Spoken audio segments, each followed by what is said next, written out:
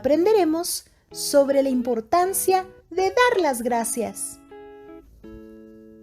¿Cómo es eso, Harley? Explícame. Lucy, es muy importante reconocer todos los días las cosas y las situaciones que nos dan alegría y agradecer en cada momento. Exacto, Rubén. Les voy a poner algunos ejemplos. Miren. Aquí estamos en el Hospital General Morelos y Pavón, y aquí están los compañeros que siguen luchando en área COVID, ya van para el 2º año y los acompañan el día de hoy Pandemio, que está muy contento, y Harley y el Tuerto. Y bueno, pues ambos perritos vinieron a decirle gracias, compañeros, y a recordar la importancia de cuidar nuestra salud mental. Gracias, compañeros. Y aquí estamos con los compañeros de área COVID, urgencias COVID del Hospital Tláhuac, turno vespertino. Y pues aquí estamos en pleno pico de la pandemia, todos ya listos para iniciar nuestras actividades. Y Harley, que les vino a decir gracias, compañeros. ¡Saludos!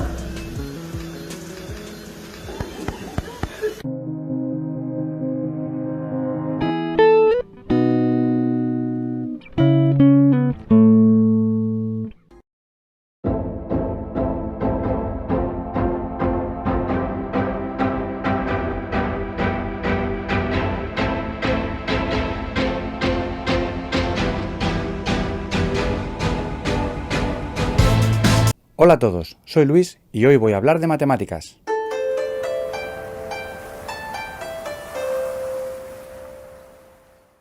Números. Estamos rodeados de números. Los tenemos en los billetes y monedas, el reloj, los números de las calles, las matrículas de los coches, el móvil, el DNI, etc. Los números rigen nuestra vida. Sin los números no podríamos hacer cosas increíbles como construir rascacielos, viaductos, aviones o que nos paguen el sueldo. Los números son un invento cultural de gran importancia. Pero, ¿qué es un número? ¿Te has parado a pensarlo alguna vez? Miles de años antes de Cristo, los babilonios utilizaban una notación numérica para construir unas tablas astronómicas que tenían gran exactitud. Y si vamos más atrás en el tiempo, los neolíticos ya en sus cuevas hacían una especie de puntos que eran como números. Si buscamos en el diccionario de la Real Academia de la Lengua Española la primera definición de la palabra número, nos sale lo siguiente: expresión de una cantidad con relación a su unidad. Es decir, según esta definición, un número es algo que me dice cuántas veces tengo una cosa que llamo unidad. Por ejemplo, si tengo una unidad es que tengo uno. Si tengo 2 unidades es que tengo 2 objetos. Y si tengo 3 unidades, tengo 3 objetos. Y así sucesivamente. ¿Y esto es algo exclusivo de los humanos? Porque si estamos diciendo que los hombres del Neolítico ya tenían una especie de noción numérica en su cabeza, ¿puede ser que los animales también tengan alguna noción como esta? Voy a contaros una anécdota que tiene que ver con esto. Una vez, un cuervo había construido su nido encima de una torre que estaba en los dominios de un noble. Muy mosqueado con el asunto, el noble decidió matarlo con su escopeta. Pero cada vez que se acercaba, el pájaro salía volando hasta un punto fuera del alcance de los disparos hasta que el hombre se iba, y tan pronto como se iba, volvía a su nido. Así que el noble decidió pedirle ayuda a su vecino, y los 2 cazadores entraron en la torre juntos. Uno de ellos salió con la idea de que el cuervo pensase que el cazador se había ido y volviera a su nido, y de esta forma el otro podría matarlo. Pero el pájaro no cayó en la trampa y esperó pacientemente a que el segundo hombre saliera de la torre. Y lo intentaron con 3, con 4 y con 5 hombres. El pájaro siempre esperaba a que salieran. Finalmente lo intentaron con 6, y cuando salieron 5, el pájaro dejó su posición y volvió al nido. Le estaba esperando el 6.º hombre, que terminó cazándolo. No sabemos si esta historia es cierta o es falsa. Tampoco sabemos si el pájaro realmente memorizaba las caras de los cazadores cuando entraban o los contaba realmente. Estudios han demostrado que los pájaros y también otras especies animales son capaces de discriminar cantidades sin necesidad de entrenamiento. Por otra parte, esta capacidad disminuye cuanto más grandes son los números. Es decir, son capaces de discriminar entre 1 y 2, sabiendo que 2 es mayor, o entre 2 y 3, sabiendo que 3 es mayor, pero no son capaces de distinguir entre 5 y 6. A esto se le llama efecto de magnitud. Por otra parte, cuanto mayor es la distancia entre los dos números, más fácil les es reconocer cuál es el mayor. Por ejemplo, son perfectamente capaces de distinguir cuál es mayor entre el 6 y el 1, pero no son tan capaces de distinguir y sus fallos aumentan muchísimo cuando estamos hablando de 5 y 6. A esto se le llama efecto de distancia. Ambos efectos son importantes porque nos dicen que los animales pueden tener una sensación numérica en su cabeza, pero no son capaces de distinguir cantidades discretas, sino solo que cantidades en plan, una es grande y otra es más pequeña. Para los que quieran un poco más de detalle de este tema, os dejo unos estudios en la descripción. Entonces, todo esto que estoy contando quiere decir que de algún modo u otro tenemos una estructura en nuestra cabeza que acoge los números. ¿Todos tenemos sentido numérico? ¿Qué es esto del sentido numérico? El sentido numérico es uno de los pilares fundamentales de las matemáticas Singapur, porque es capaz de sacar a los alumnos de los procedimientos mecánicos que muchas veces no entienden y mostrarles una visión de las matemáticas más llevadera y más fácil de entender. El sentido numérico se refiere a entender lo que es un número, cuál es su papel en el mundo de los números y cómo se relaciona con el resto de números a través de las operaciones. Dominar esto mejora muchísimo el cálculo mental y además ayuda a resolver problemas matemáticos más complejos porque es capaz de partirlos en otros más sencillos. Vamos a ver algunos ejemplos. Tenemos esta suma, 42 más 40 más 38. Si entendemos bien cómo funcionan los números y la operación suma, sabemos que podemos convertir esta suma en 40 más 40 más 40, simplemente haciendo 40 más 2 más 40 más 38 y después agrupando el 2 con el 38 para hacer 40. Si no tenemos sentido numérico desarrollado, pondríamos los números en columnas y sumaríamos unidades con unidades y decenas con decenas. Tenemos ahora esta otra operación, 1000 por 0,25. Si entendemos el significado de 0,25, sabemos que multiplicar por 0,25 es lo mismo que dividir entre 4. ¿Pero qué es dividir entre 4? Es dividir entre 2 dos veces. Por tanto, hemos convertido 1000 por 0,25 en 1000 entre 2, que da 500, y luego otra vez esos 500 entre 2, que da 250. Si no tenemos el sentido numérico desarrollado, aplicaríamos, si lo conocemos, el procedimiento mecánico de mover la coma 3 posiciones porque tengo 3 ceros. Y si no lo conocemos este procedimiento, haríamos una multiplicación normal con los números en torre. Vamos a ver ahora esta operación, que es una de las que más le cuesta entender a los alumnos de segundo de primaria y que suele producir muchos errores de cálculo. 1000 menos 268. El procedimiento mecánico sería, de 8 a 10 son 2, me llevo una, la pongo abajo, entonces en el 6 ahora es un 7, y de 7 a 10 son 3, me llevo una, y etcétera, etcétera, etcétera.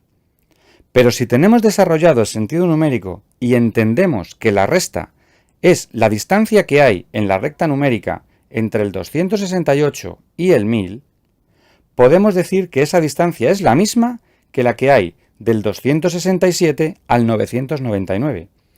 Es decir, hemos convertido una resta complicada con 3 llevadas, que es 1000 menos 268, en otra mucho más fácil de hacer y que no tiene ninguna llevada, que es 999 menos 267.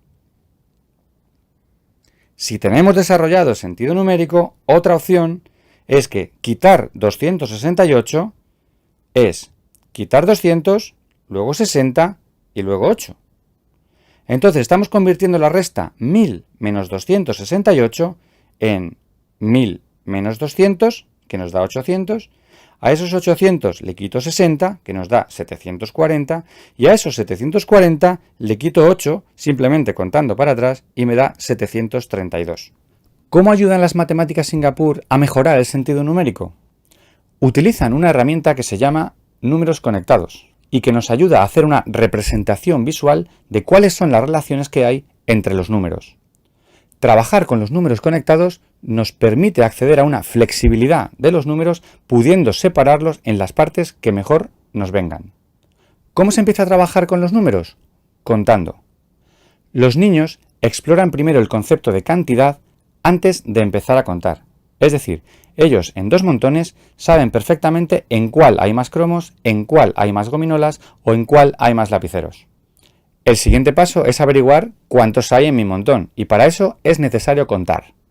Cuando miras un grupo de objetos normalmente pequeño, muchas veces eres capaz de decir cuántos hay sin necesidad de contar, solo viendo el grupo. A esta capacidad se le llama subitizar. Por ejemplo, cuando yo cojo un dado, lo tiro y veo cuántos puntos hay, digo, hay 5, sin necesidad de haber contado que hay 5 puntos, pero veo que es un 5 por cómo están dispuestos los puntos en la cara del dado. Estudios del cerebro demuestran que cuando hay 1, 2 o 3 objetos, nuestra capacidad de subitizar es muy alta y somos capaces de averiguar cuántos hay sin necesidad de contar. A medida que el número de objetos aumenta, nuestra capacidad para saber cuántos hay sin contar depende de cómo estén dispuestos en el espacio o de nuestra capacidad de hacer grupos buscando patrones. Es decir, si hacemos grupos más pequeñitos, sabemos contar de 2 en 2, de 3 en 3 o de 5 en 5 sin necesidad de ir contando de 1 en 1 que tardaríamos mucho más. Esto veremos que es muy útil cuando hablemos de la multiplicación, que no es más que la suma de grupos iguales. Cuando se empieza a contar en primero de primaria, contamos cualquier objeto que tengamos alrededor: clips, lápices, gomas, cuadernos. La habilidad de contar requiere 2 habilidades realmente. La primera, ser capaz de producir las palabras para contar: 1, 2, 3, 4, 5, etc. Y la segunda, muy importante, ser capaz de asociar esa palabra que hemos creado al número de objetos real. Por ejemplo, el 1 con un objeto, el 2 con 2 objetos, el 5 con 5 objetos. Tanto la palabra escrita con letra como la palabra escrita con número. Trabajar mucho esta habilidad termina haciendo que los niños se den cuenta de que cuando yo sumo un número, realmente hay un objeto más. Por eso, después de aprender a contar y ver que en nuestra cabeza los objetos a los que corresponde ese número, somos capaces de separar esos objetos en 2, creando 2 números que son 2 partes de un total. Por ejemplo, si en un plato tengo 3 lápices y en otro tengo 5, puedo ver que en total tengo 8 lápices. Una vez controlamos esto, aprenden a usar modelos, porque lápices podemos contar, pero si estamos contando elefantes es evidente que no podemos meter elefantes en clase. Usamos para esto rejillas de 10 y fichas. Con estas herramientas se puede jugar con el número 8 representándolo de distintas formas. Por ejemplo, una forma de verlo es poniendo 5 en la fila de arriba y 3 en la de abajo. Luego podemos quitar una de arriba y ponerla abajo, y entonces queda como 4 y 4. Algún alumno puede ver que rellenando 8 posiciones de la rejilla quedan 2 huecos, es decir, que al 8 le faltan 2 para ser 10. Después podemos probar con cubos encajables, usando 2 colores diferentes. Les podemos pedir que representen todas las combinaciones posibles con los 2 colores de un total de 8 cubos. Por ejemplo, 0 verdes y 8 rojos. Luego tengo 1 verde y 7 rojos, y así hasta conseguir todas las opciones. Hemos pasado de lo concreto, que son los lápices, a una representación visual con las rejillas o con los bloques encajables, y ya solo nos queda hacer una representación más abstracta y matemática de esa representación visual que nos permite ver la relación entre las 2 partes y un total. Esto es el enfoque CPA del que hablaba en otro vídeo. En resumen, la representación con números conectados nos ayuda a entender cómo se relacionan las 2 partes con un total, antes de escribir lo que realmente es la notación formal de una suma, una resta o las familias de sumas y restas. A partir de segundo de primaria, una vez dominado esto, se empieza a utilizar para hacer unas sumas más complejas en otras más sencillas que permitan hacer el cálculo mental con total seguridad. También empezamos a usar el concepto de estimación, utilizando el redondeo para calcular cuánto me daría más o menos la cuenta y estar seguro de que mi resultado exacto se acerca realmente a esa estimación que yo había hecho, dándome seguridad de que está bien. Por ejemplo, supongamos que tenemos que calcular la siguiente operación: 632 entre 6. Esta operación suele generar muchos fallos en los alumnos que utilizan el método tradicional, porque se olvidan de poner el 0 en el cociente, obteniendo un resultado de 15 y resto 2 en lugar de 105 y resto 2. El alumno que tiene buen sentido numérico entiende perfectamente que no puede ser que 15 por 6 se acerque a 600.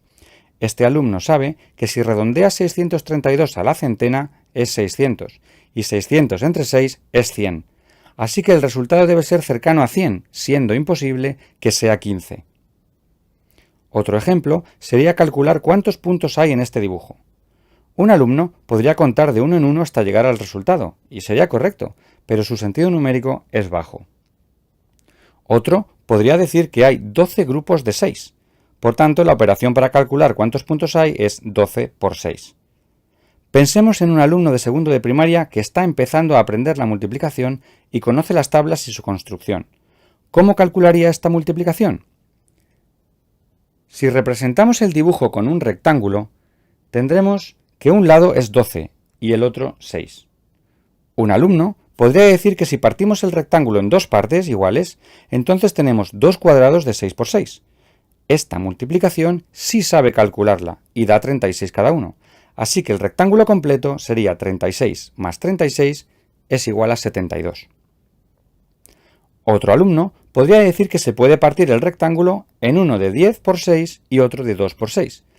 Ambas multiplicaciones sabe calcularlas y sería 60 más 12 igual a 72.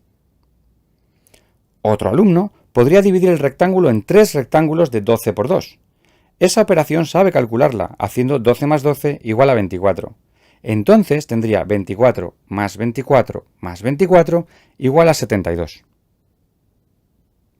En el primer caso, el alumno, sin saberlo, ha hecho lo siguiente. 12 por 6 es igual a 2 por 6 por 6 y esto da 72. En el segundo caso, el alumno, sin saberlo, ha hecho 12 por 6 es igual a, entre paréntesis, 10 más 2 por 6 y eso es 60 más 12 que son 72. En el tercer caso, lo que ha hecho es que 12 por 6 es 12 por 2 por 3. Esto es 3 veces 12 por 2, que es 3 por 24. 24 más 24 más 24, que son 72. Estos son solo 3 formas de hacerlo, pero hay muchas otras. ¿Se os ocurre alguna? Ponedla en los comentarios. Pues ahora ya podemos decir que tenemos 7 sentidos. La vista, el oído, el olfato, el tacto, el gusto, el sentido común y ahora el sentido numérico. Y hasta aquí el vídeo de hoy. Si te ha gustado, dale a like. Si te gusta el canal, suscríbete. Si crees que este vídeo puede ayudar a otras personas, compártelo. Y muy importante, si tienes dudas, escríbelas en los comentarios, porque así aprendemos todos. Nos vemos en el siguiente vídeo.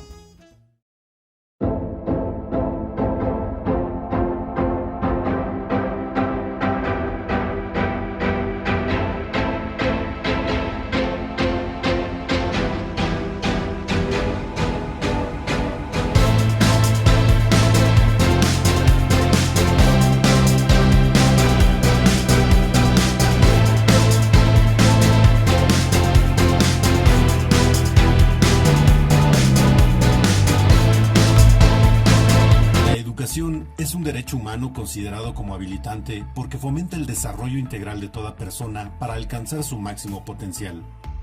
Fortalece habilidades y competencias que permiten ejercer otros derechos, adquirir autonomía y participar plenamente en todos los ámbitos sociales y económicos de la ciudadanía.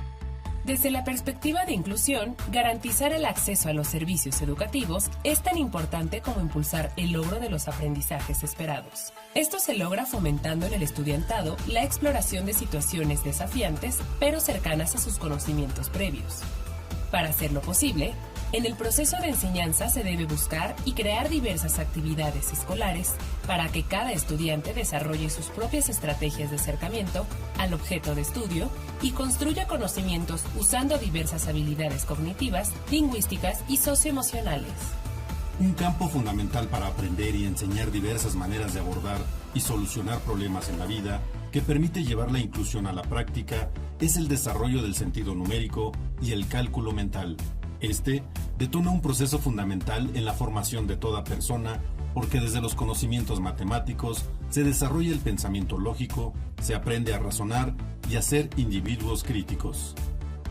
Fomentar esas habilidades requiere romper con enfoques educativos que reproducen la creencia de que la aritmética implica técnicas y pasos determinados que deben seguirse tal y como se enseñan en clase y que se limitan a conseguir resultados correctos. En su lugar, se sugiere incentivar la exploración de diversos procedimientos para obtener resultados, así como permitir la discusión, reflexión y la búsqueda de soluciones desde distintos enfoques y puntos de partida usando un lenguaje cotidiano. El uso del diseño universal para el aprendizaje constituye una herramienta para que las y los estudiantes elijan distintas estrategias de aprendizaje a partir de sus intereses y posibilidades. Permite también construir un currículo inclusivo que parta de situaciones reales y cotidianas mediante la manipulación, la experimentación y el pensamiento crítico. Para evitar el surgimiento de barreras de acceso y participación, es importante acercarse a los contenidos de distintas maneras y proporcionar representaciones alternativas. De ese modo, se puede asegurar que cada estudiante logre el aprendizaje esperado de acuerdo con sus características y que nadie se quede atrás. Enseñar que existe más de una forma de llegar a soluciones es enseñar desde y para la diversidad. Es importante, por eso, fomentar la exploración práctica que incluya el error como fuente del saber y no como elemento de evaluación negativa. Al incentivar que las y los estudiantes expresen su proceso, se visibiliza que existen otras alternativas útiles y válidas para lograr los resultados. Como consecuencia, se refuerzan valores y actitudes de respeto a las diferencias y se genera empatía, mejorando el aprendizaje, la colaboración y el aprendizaje entre pares. Desarrollar el sentido numérico y el cálculo mental permite desarrollar herramientas para la solución de problemas. En la práctica docente, esto se puede fomentar al buscar ejemplos que permitan identificar el uso de los números en situaciones del entorno familiar, comunitario y escolar. Otorgar tiempo para realizar su propio proceso para resolver un problema. Permitir que se establezcan metas de aprendizaje con retos individuales y colectivos, incorporando intereses de las y los estudiantes. Asegurar que todas las niñas, niños y adolescentes tengan oportunidad de desarrollar el sentido numérico y el cálculo mental desde las etapas iniciales. Es indispensable para evitar obstáculos que puedan convertirse en causa de abandono escolar, de rezago educativo o disminuir la posibilidad de responder a situaciones específicas a lo largo de la vida. La inclusión en la educación es tarea de todas y todos.